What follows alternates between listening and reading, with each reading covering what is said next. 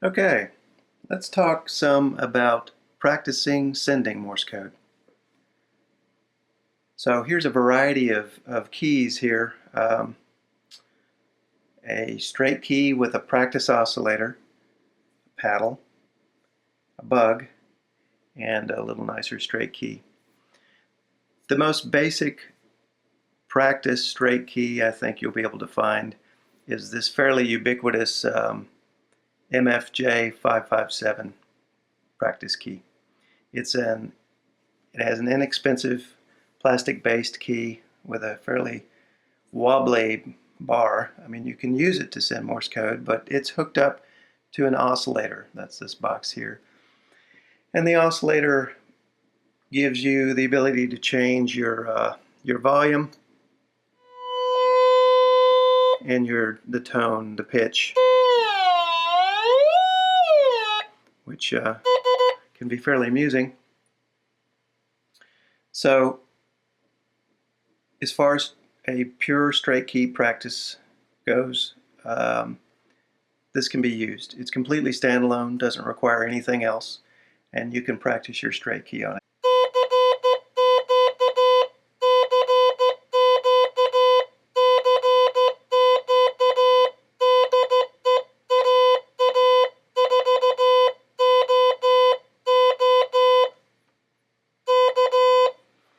But it's a pretty horrible key to use. I find it hard to use.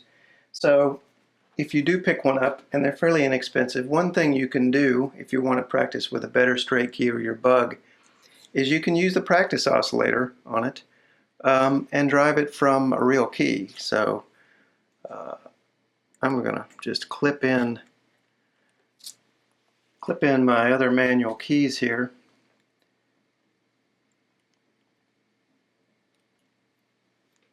Clip in my bug. Oops.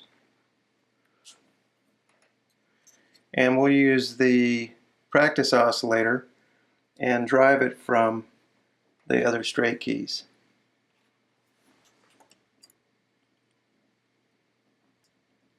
Okay, so I've got my bug and my other straight key in series with each other, so they both now will operate this.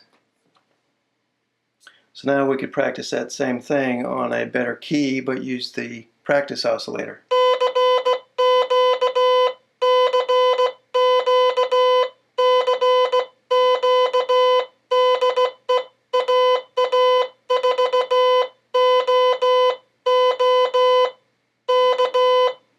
And we have a lot better control because we have a better key.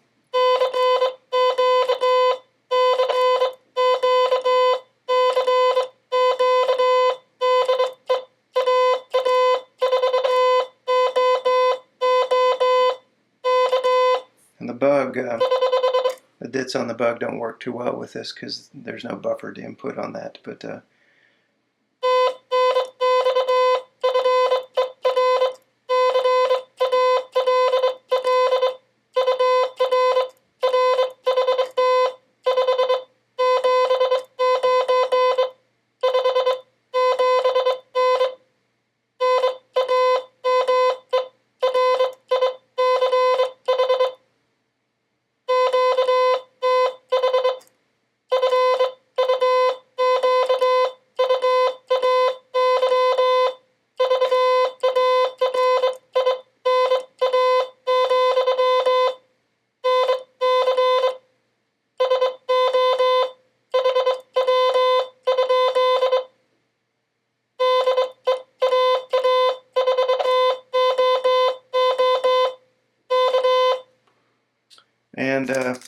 for a paddle, that won't work with an oscillator. You actually need a keyer because something has to operate, has to take the input from the dit and the DAW side of a paddle and turn it into tones. So we'll look at that in a second. So to use our paddle, we're going to have to plug it into either an external keyer, which most beginners don't have, or you're going to need to plug it into your radio. But to practice, you want to make sure your radio is not transmitting. So go into your radio's menu, however you get into the menu of your radio.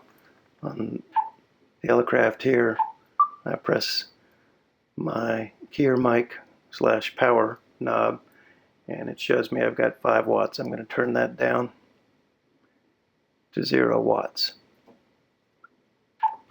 Another thing I can do, some radios, if you can't turn them down to 0 watts, they will have a Vox setting. Often Vox is what, in addition to driving voice activation on your mic, will drive keying on your paddle. So when I have Vox on, that actually will key the transmitter. It's set to 0 watts right now. But when it's set to PTT, showing PTT, now the key will no longer key the transmitter. So check your transmitter. Either bring your power to 0 watts, or the safer bet is if you have a Vox menu for disabling your key or keying your transmitter, turn Vox to PTT, and that will keep the keyer circuit from transmitting on your radio. And now that our transmitter is set to, the keyer paddle's plugged into the transmitter, it's set to not key the transmitter. All we're going to get is side tone. We can now practice our paddle.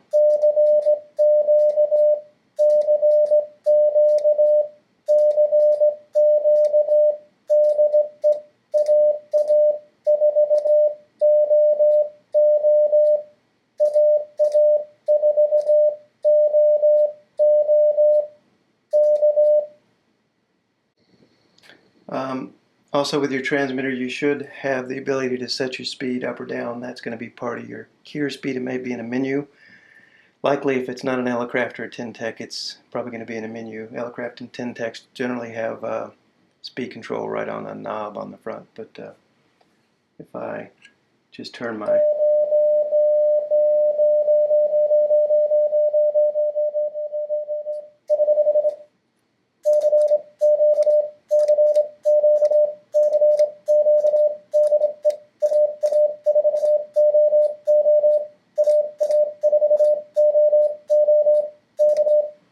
And if you're beginning, I wouldn't necessarily practice sending that fast. Someone will answer you that fast and you won't know what they're saying.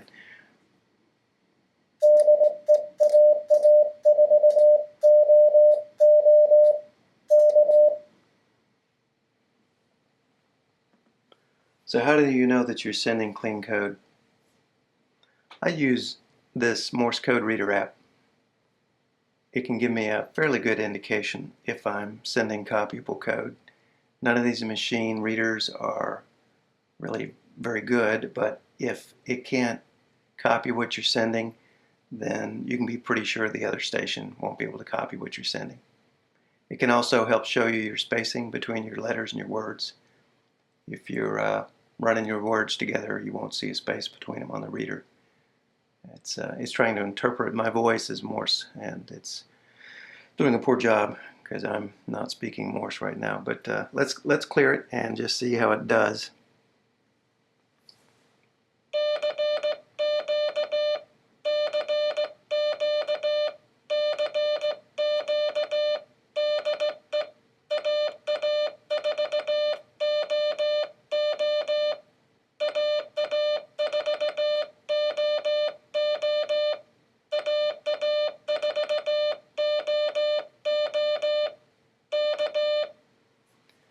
Okay, so if we look at that, we can see that there's space between my CQs, my DE, and my call sign, and it copied all of the letters correctly.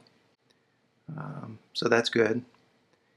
It's a little bit tougher to do with a bug, and since the bug makes some clacking noise, it picks it up as well. But let's see how it does with the bug. Clear it out.